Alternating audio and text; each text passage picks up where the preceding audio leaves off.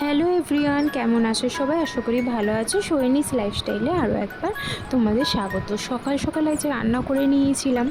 আজ চলো তোমাদের সাথে অন্যরকম একটা ভিডিও শেয়ার করি, আমার কিছু শখের জিনিস তোমাদের সাথে শেয়ার করি। এই যে গাছকৌটোটা দেখতে পাচ্ছ, এটা আমার বিয়ের গাছকৌটো। আমি নিজের হাতে এই গাছকৌটোটা বানিয়েছিলাম। আমি বলতে পারো এই গাছকৌটোটা আমি সেকেন্ডবার বানিয়েছিলাম। আগে একবার বানিয়েছিলাম, তারপরে এটা আমি সেকেন্ডবার বানিয়েছিলাম আমার বিয়ের জন্য। সত্যি এটা আমার মনের মতো করে আমি বানিয়েছিলাম। আর এই যে দেখতে পাচ্ছ আমার কসমেটিক সব অগোছালো হয়ে পড়ে আছে, কিচ্ছু গোছানো হয়নি। আসলে টাইম পায় না, এই ড্রয়িং ক্লাস করা আরও বাকি সব কাজ করতে করতে আর টাইম পেয়ে উঠি না। আর এই যে দেখতে পাচ্ছ সিঁদুর কৌটোটা, এটা হচ্ছে আমার বিয়ের সিঁদুর কৌটো।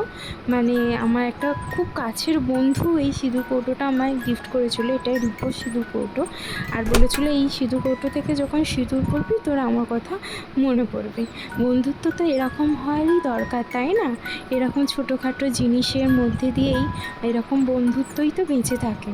আর এই যে ওয়ার্ডরোবটা আমার খুব খুব পছন্দের একটা ওয়ার্ডরোব, আমার বাবা আমার বিয়েতে দিয়েছিল। আর এটা আমি নিজেই পছন্দ করে নিয়েছিলাম। আমার খুব শখ ছিল যে এরকম আমার ঘরে একটা ওয়ার্ডরোব থাকবে। আর এই যে টিভিটা দেখতে পাচ্ছ, এই টিভিটা আমাকে ফার্স্ট ভ্যালেন্টাইন্স ডেতে তোমাদের দাদাভাই আমি গিফট করেছিল। আর এটাও আমার একটা হাতের কাজ, ওই যে বিয়ের তত্ত্ব বলে না, বিয়ের তত্ত্ব, ওইটা আমার বিয়ের তত্ত্বতে আমি এটা নিজের হাতে বানিয়েছিলাম।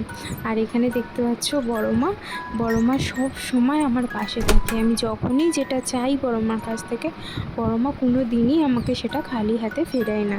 সত্যি বড় মা আমার পাশে আছে বলেই আজ অবধি আমরা যতটুকু করতে পেরেছি সব বড় মার কৃপাতেই করেছিলাম। আর আমার এই ভিডিও যদি তোমাদের ভালো লেগে থাকে, লাইক অ্যান্ড সাবস্ক্রাইব করে দেবেন।